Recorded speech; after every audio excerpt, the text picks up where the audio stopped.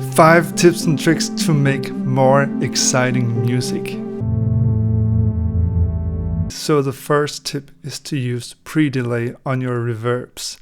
This is a thing that I have been thinking about for many years, and a big mistake that I made was that I always turned it down as low as possible.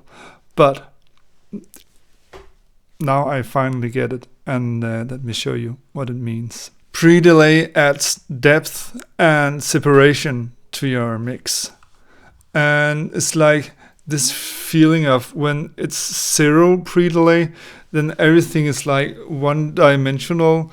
And when you add pre-delay, it's like fading in the back of your head. So now we start with 0.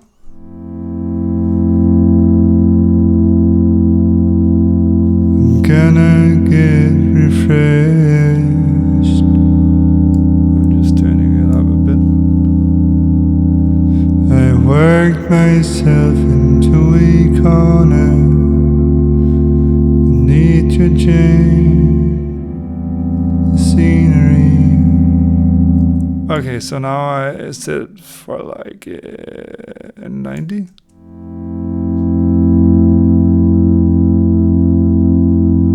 Gonna get refreshed.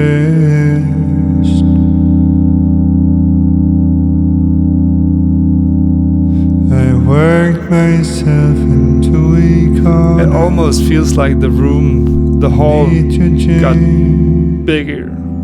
Scenery. But it's also just more in the back of my head. A white horse running from another universe, running on a train beyond this world. I think it just adds excitement. I can see, but I can feel. Running with a purpose. Running with a purpose,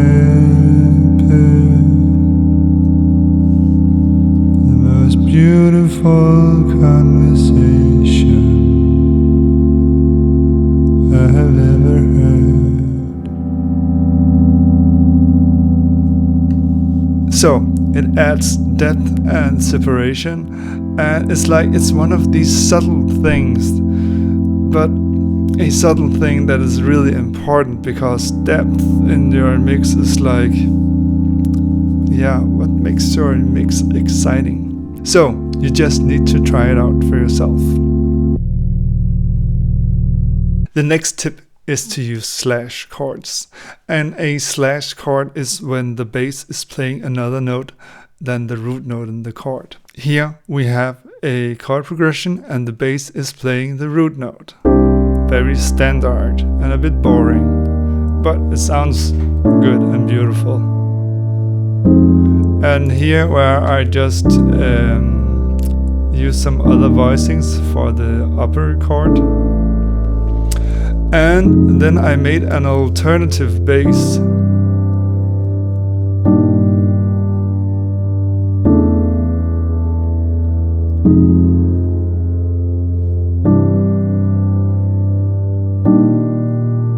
And it just adds some excitement, and we can go back to how it was before with just the root note bass. And this is just like 2 different things, and it's a contrast, and you could like use the alternative bass for like just playing it once or for like a B part. But I will show you how to do it yourself. So how it works is that I can use all 4 different notes to make an alternative bass. So it could be this note, which I just copy paste 1 octave down.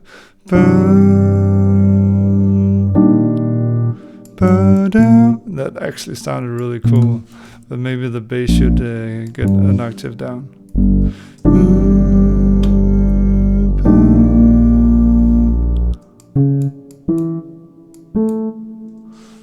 for example, this.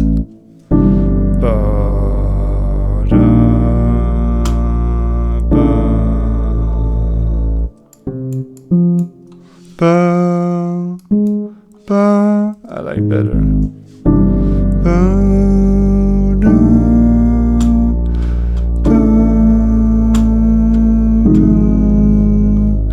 When we loop this, it sounds a lot like a loop. So what I do is that I duplicate it.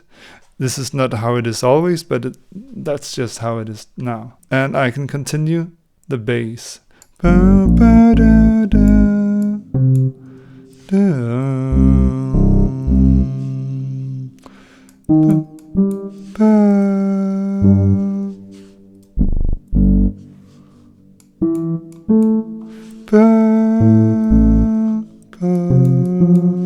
Yeah.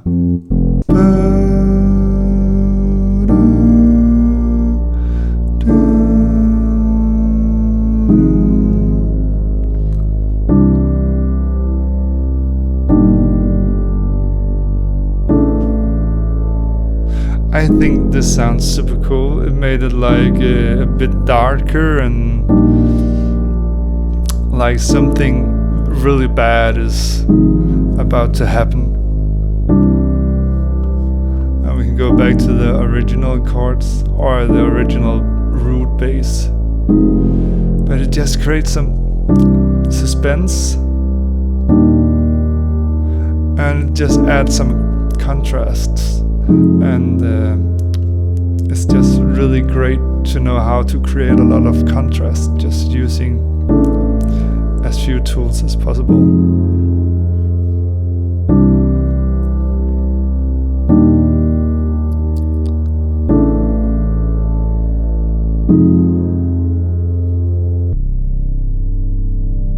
The next tip is to use patterns to generate new melody ideas and to break your habits. So down, down, down, up.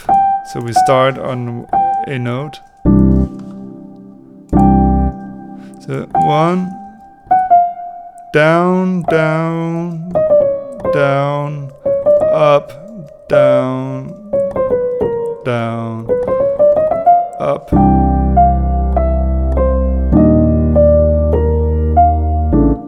I won't go if you don't stay with me.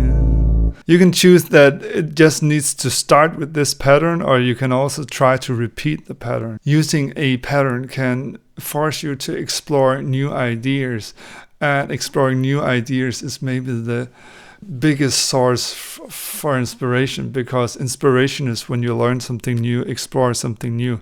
So by having these patterns, you'll be forced to like not do your first idea and go and investigate, explore all the other ideas. So this is just a really cool tool for when you want to go beyond what you always do. Like when you want to do something like really exciting, but you need to try it out for yourself and finish the song that you do it in, so you can actually see how it works, and that when you do it, you explore something new that makes you excited. And when you're excited, when you make music, your music becomes more exciting. Start with figuring out a pattern, and then just for every note, you will follow the pattern.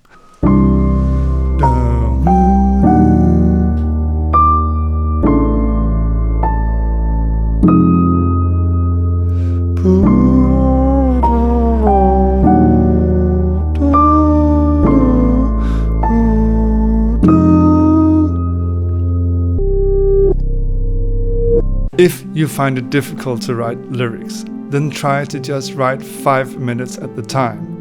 One of the really challenging things about writing lyrics is that you start and then you have to continue until you're done, or until you have done something good. It's like this constant thinking of, when am I done? How much do I need to do? The easiest way is just to set a timer, and 5 minutes is actually a really good time. I can like write almost a whole song in 5 minutes if I'm in a good mood, I think, if I don't judge myself. I try my best just to write as much as possible, because what makes writing lyrics difficult is that we judge if what we do is good or bad, and we simply can't know what we do, if it's good or bad, while we are writing the lyrics. It's all about cheating yourself just to write as much as possible. A really good way of practicing this is to write 5 minutes every day. If we write 5 minutes every day, then we will remember to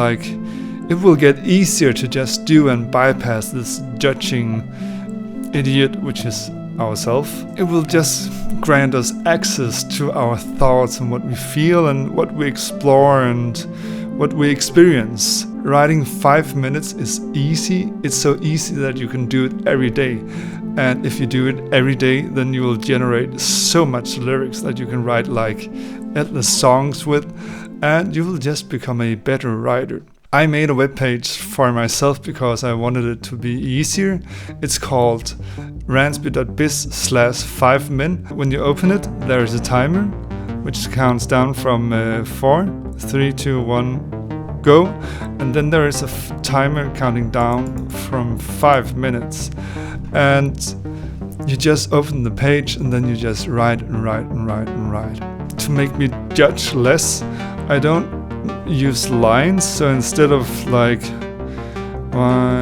do I judge everything I do? Instead of a new line, I just use comma, because when I use new line, I start to find logic in what I do. I start to find meaning, and when you find meaning, it's easier to judge. So why do I judge everything I do? Why don't I enjoy writing when it makes me so happy? So I just write without new lines, and then when I'm done, I press this button, remove lines, add lines, and then I can start to use it for lyrics. If you sit down to write and you don't have anything to write about, then write about how you don't have anything to write about, and let me know how awesome it is if you do it, because when you start to write about how you don't have anything to write about, then it just explodes, because there is always so much, but it's just how to open the door to all of these things that is happening in your mind. So, if you find it hard to write lyrics, then try to just write 5 minutes and then repeat the process if you like it. And try to do it 5 minutes a day and use the lyrics that you write. And you can use my webpage, ransby.biz/5min. It's a really cool text editor, and I also made a whole video about it and how I recommend you to use it. I will put a link. And while you're here, then go and check out Creator Sessions, which is a 5-hour songwriting session where I will help you to write a song from scratch to finish. It's really cool, and all the songs which are written just sounds amazing. So I think you should check it out. But let's get back on track. The fifth and final tip is to use triplets. So, what are triplets? Basically, when we work in 4/4, then we have 4 hits per bar. So it sounds like this: 1, 2, 3, 4, 1, 2, 3, 4. When we go to triplet grid, then we have 3. So let's see: 1, 2, 3. So instead of dividing the bar in 4, we divide it in 3. So we can use this as a way of messing with the time feel. And now we can start with making a 4/4 hi-hat, which sounds like this.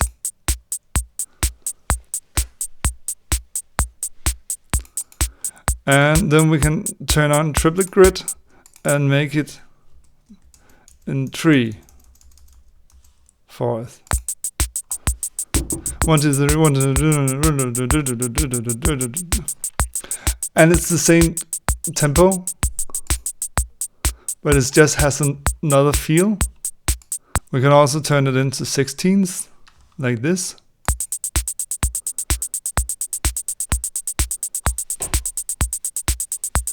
So we have 8s, triplets, 8s, and it just have some. It's like it almost makes me want to move. And then 16ths, and it's just 3 completely different things. And just from listening to it now, I just think that the triplets sound so amazing, and it's like I need to use them more myself. Let's take it into a song. So we have this chord progression.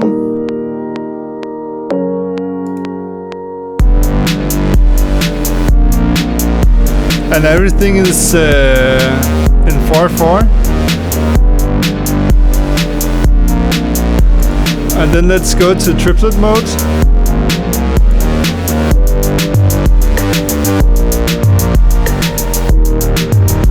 It's the same tempo.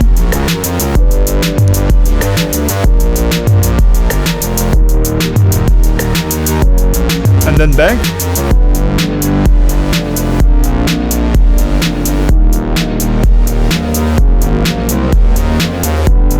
And then let's go to 16ths.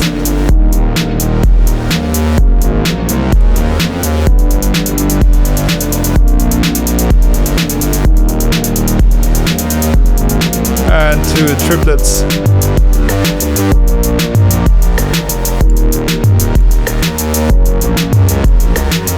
So you can use it to create contrast, you can use it to create other grooves, and it's just a really creative, amazing tool to like challenge yourself. If you have never used triplets in a song, then try it out. If you have a really cool trick that you think that I should include in a video like this, then please let me know. You can write in the description, or you can send me an Instagram. I will do my best to understand your trick, and if it's really cool, or if I don't understand it, then we can do a Zoom call where you will teach me this thing. I think it would be extremely exciting, and it would also just be cool to say hello to some of you. So if you have a trick that you think that I should show off for you, I will of course give you full credit. Then just write me, and let's see if we can make it happen. And as always, if you like this video, then please hit the thumbs up button and consider to subscribe to my channel. It would truly make me happy. Enjoy.